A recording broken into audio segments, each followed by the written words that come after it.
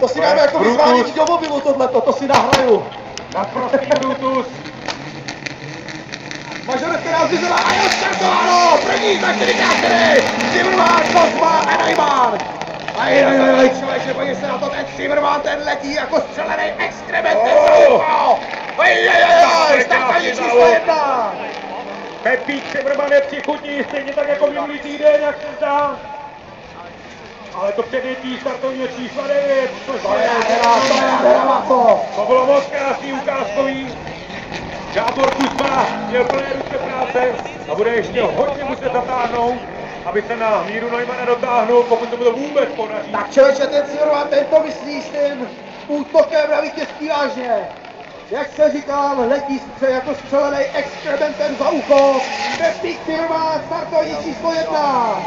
9, Pepík Neumann a Gábor Kozma. Neumann nemírá, ale to je jenom pro úplnost. To je jedno.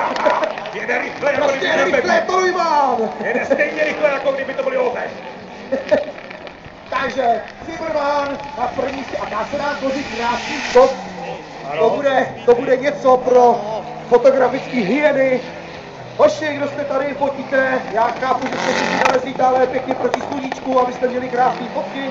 Nicméně, Mohli bychom vyhlásit fotosoutěž, ano, kdo zachytí fotosoutěž. auto, kdo zachytí My auto, věnujeme, pozor, máme tady novou soutěž. Jo, tady. Rásta Amáca věnuje knihu Airchefu k tomu, kdo udělá nejhezčí fotku z pardubického autoslajdu.